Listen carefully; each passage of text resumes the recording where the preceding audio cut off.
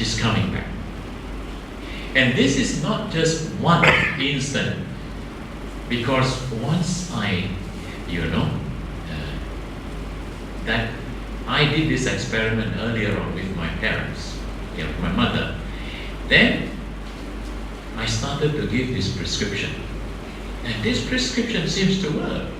Yeah, so that is why 7 days, right? If you have any problem with your spouse, with your children, with these things, 7 days practice. Yeah. If 7 days don't work, then you go 7 weeks. Yeah. Yeah. Somehow it will work. If you really sincerely do it, metta is so powerful. What is metta? Metta is love. Very refined love. You all know about love, isn't it? No. You know about love, low class. Dirty kind of love. Yeah, the love that gives people suffering. Yes? Yeah? You know, there are different types. There are different levels, different degree of love. Yes or no?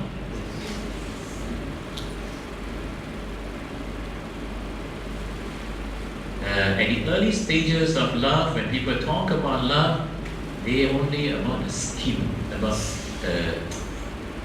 skin deep one. And they love about the flesh one.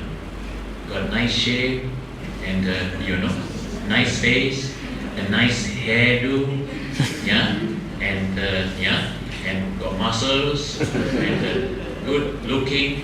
I love you. Yeah.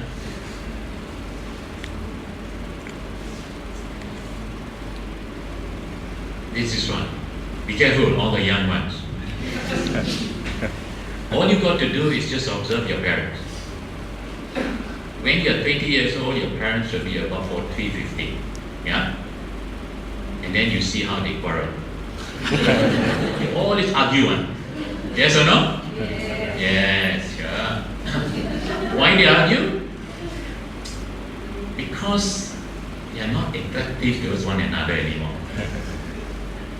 Either they are a bit fat, or the skin all wrinkled. Yeah? Yeah. The teeth a little bit crooked, yeah? Of course. So, at the physical level, the attraction is no longer there. So if the love is only based on physical, that love doesn't last. That love will fade off by the time you reach, 40, 45, 50, 60, like that.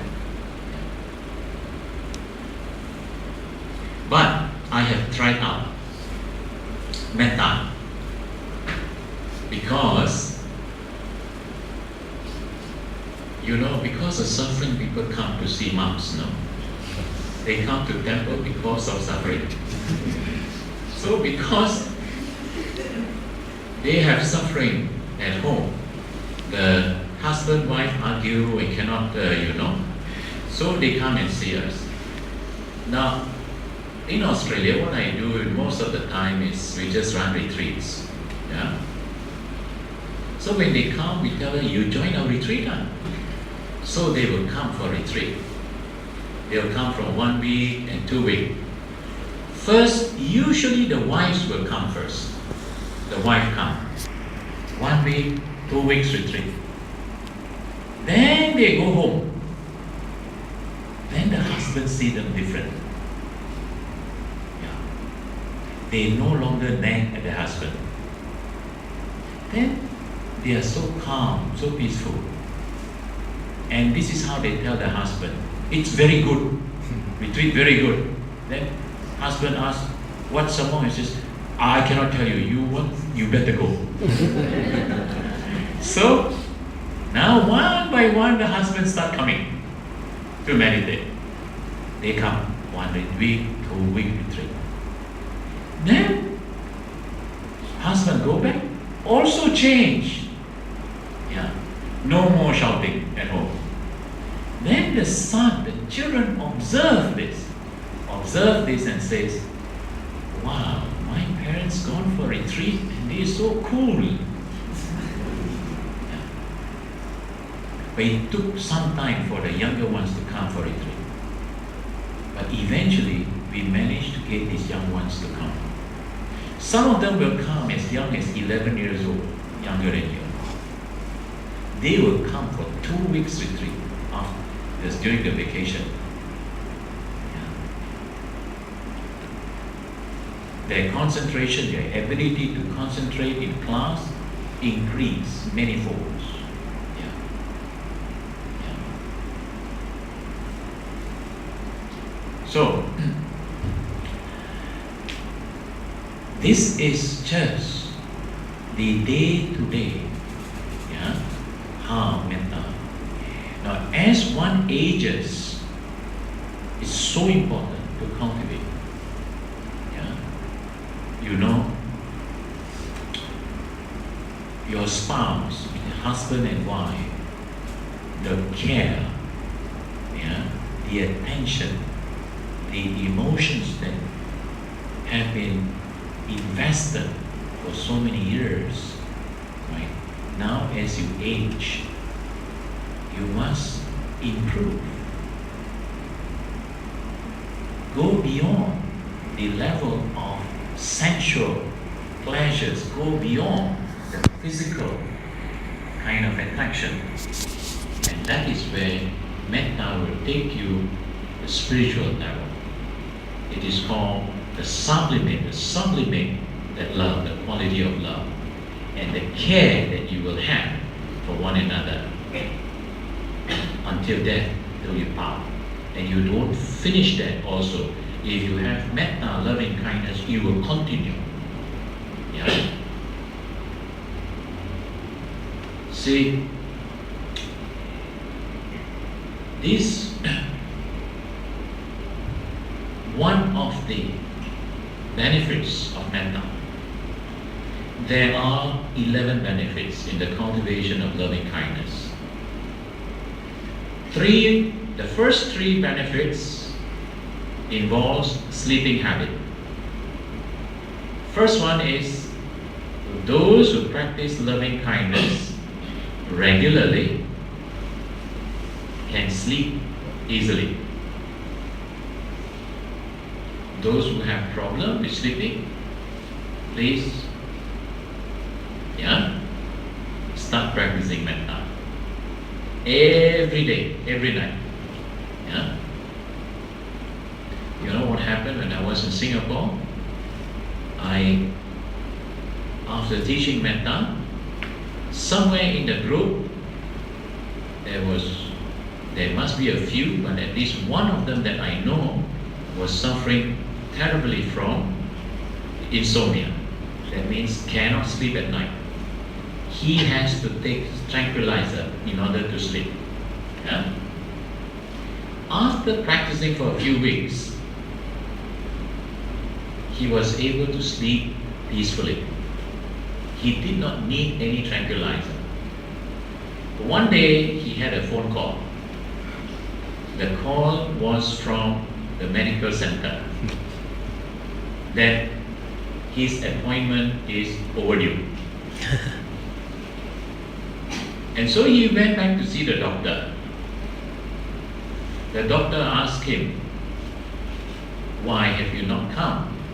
He said, I did not have to come. He says, I could sleep now. I don't need medication. Doctor asked him, what did you do? He says, I practice metta.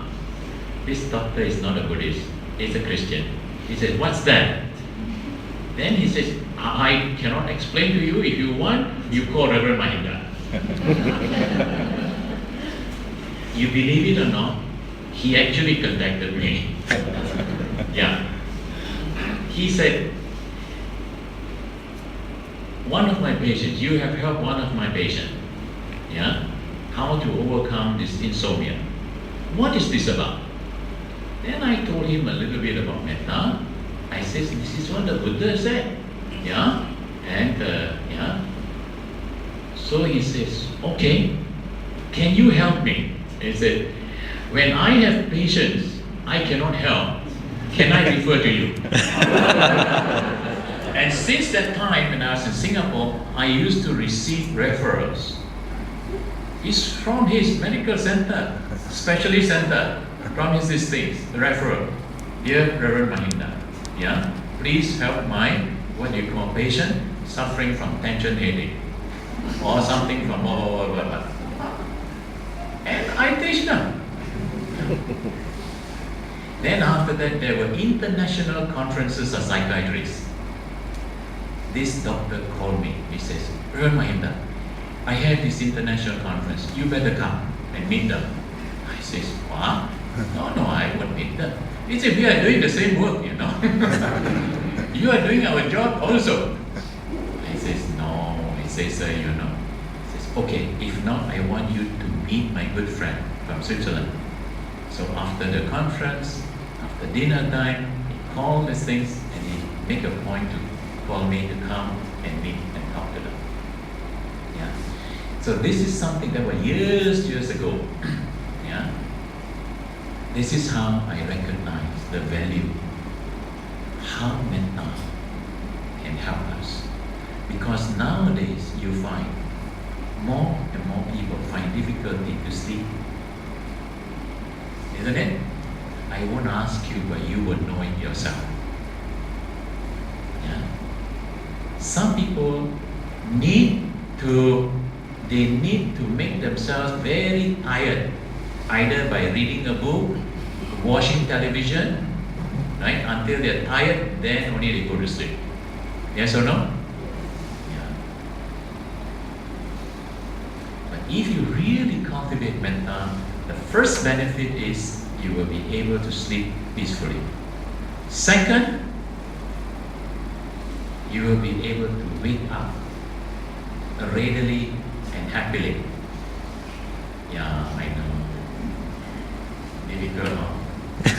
Did you wake up happily? Yeah? This morning, did you wake up happily?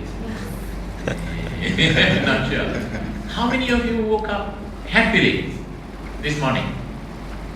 Oh, that's good. That's very good. Yeah.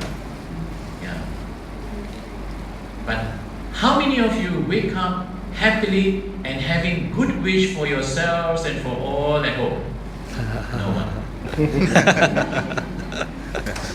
This is what the practice of metta is about. The practice of metta is when you get up in the morning, you wish yourself, may I be well, and may all at home be well and happy. May my parents, all my brothers and sisters be well and happy. And if you're working, before you go to work, wish all your staff be well and happy, including your boss. Right? You try this. Now this has been tried by some of our devotees and who complain about their boss. Yeah, the boss sometimes due to tension, due to what you call the stress, everything, and gets cranky and and will shout everything. Yeah. So these people, what they do is when they go to work, they just keep quiet, and then they spend a few minutes meditating, make their minds calm and quiet, and then they think of the boss. They think this is, may he be well and happy today, may he be free from anger. And you believe it or not, things change. It works. Yeah. It's our mind.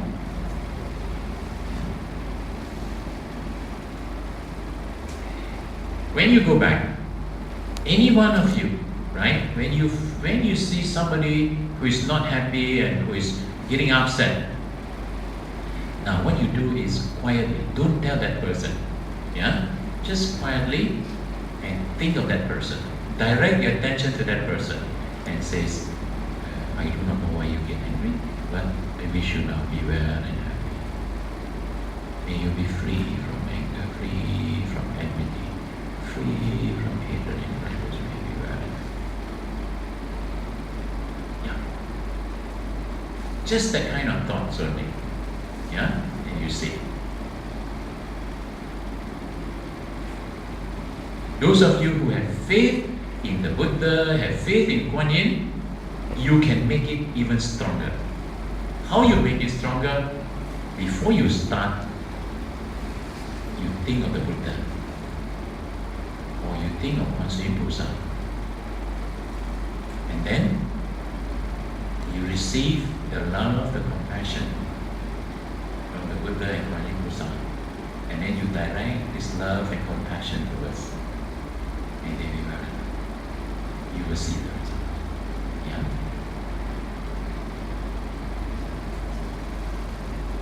Now,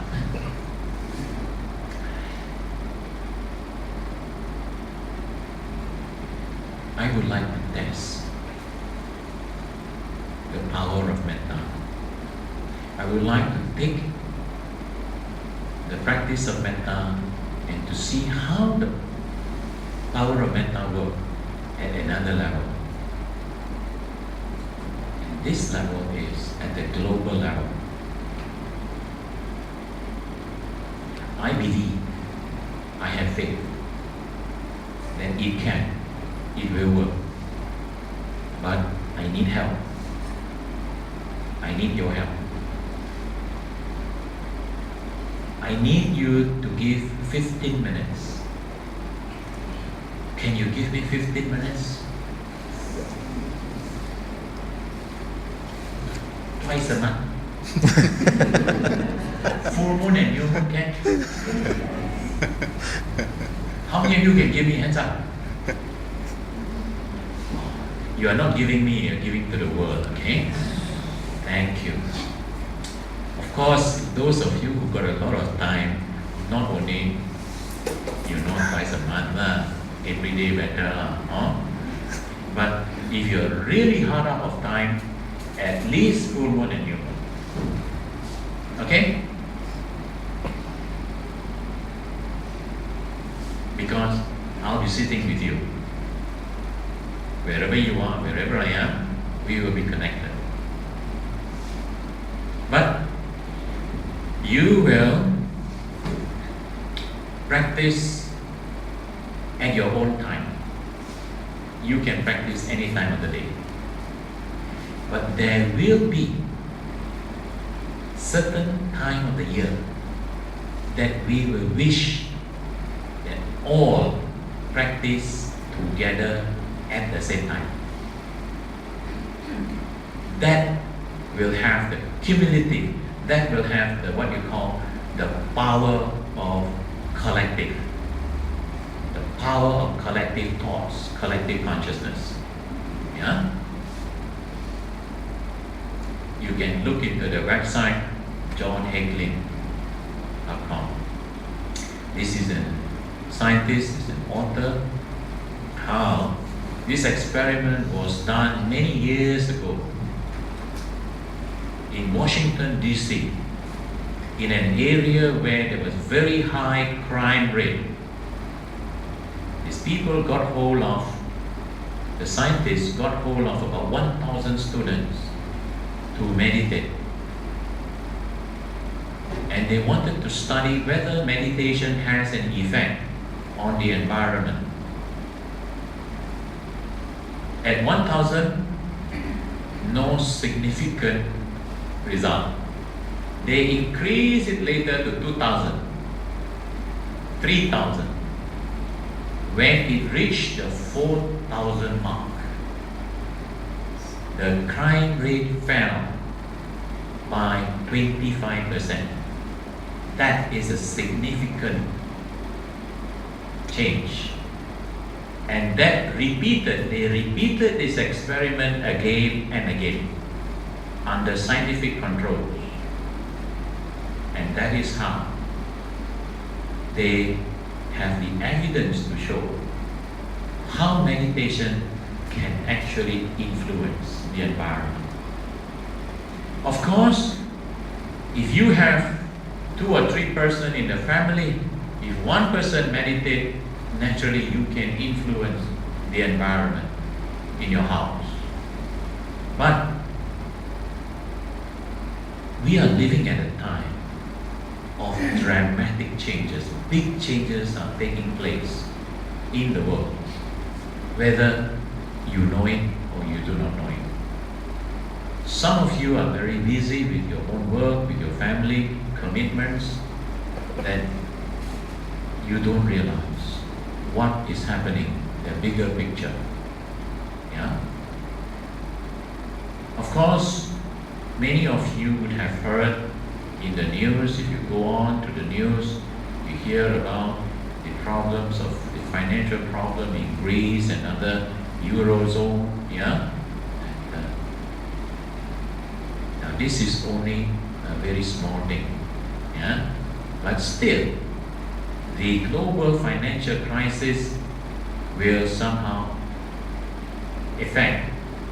will have some sort of influence around in the world by the end of this year. But more importantly is the climatic change. I don't have to tell you about the predictions and scientific studies. You can yourself see, the changes, the weather pattern, here in this country itself. But what you cannot see is this: the activity of the sun. For thousands of years ago, there were rishis, there were seers, those people who meditate, and they had predicted that the sun activity will peak and will somehow have influence, dramatic influence on this planet by the end of 2012 and early 2013. And this corresponds to the scientific information that was received through NASA and other scientific bodies in America. If you look into the website earthchanges.com, you will see there is this man who keeps track of what is happening around with the activity of the sun. The sun has this activity of 11-year cycle. At the end of the 11th year, there will be a huge surge of energy. Sunspots appear, sun flare, and the effect will reach this planet. Last week or a little more than a week ago, and in India, in Delhi, the temperature rose to about 49 degrees and more than 80 people died. This is nothing. But this sort of effect the sun has. And not only that, how many of you, you are all using your mobile phone, isn't it? Have you got a mobile? You have two. You have a mobile? No.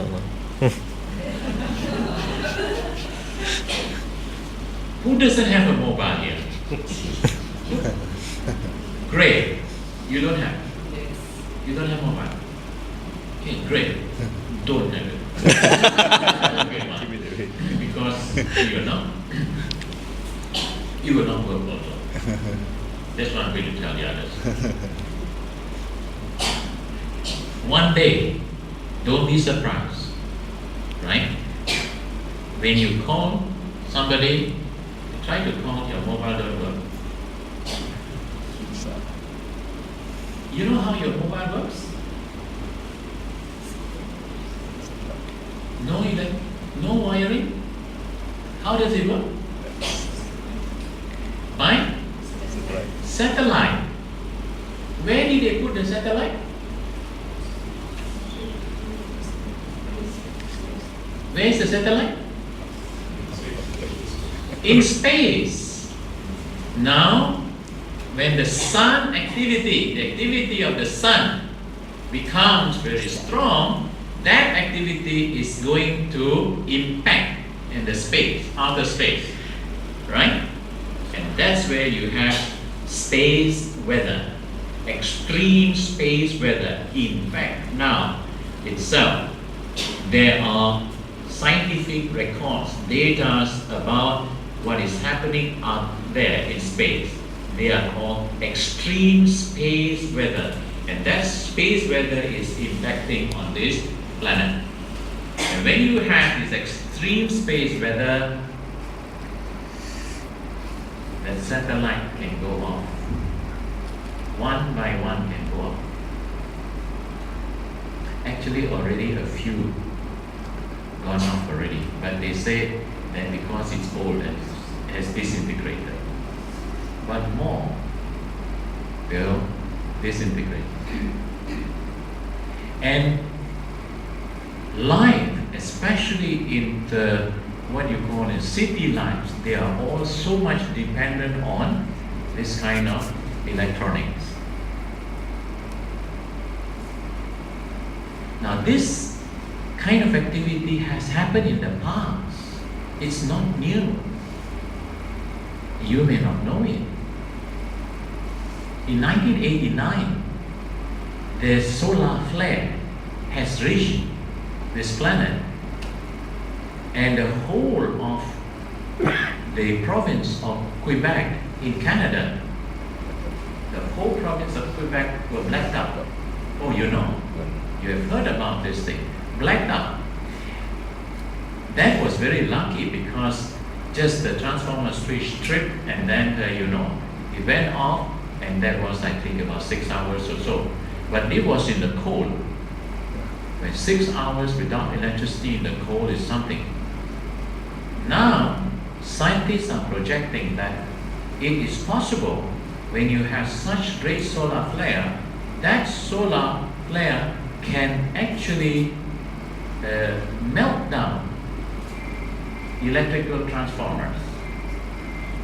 You know, when an electrical post falls off because of bad weather, you can give telecom people to what you call to repair within 1 day, 2 days. But when you have the electrical, the transformer gets melted down, you need longer time to repair. When you do not have electricity for 1 week, 1 month, how would that sound? Now these are things, you don't have to think about it. We are living at a time when material things, technology, we cannot totally depend on. Understand? Yeah. So this time is, what is important is spirituality. Being spiritual. Yeah. The whole universe is supporting spirituality. What is spirituality? Spirituality is more than being religious. You may know how to chant, you may know how to do all sorts of rituals, but the spirituality is about transcending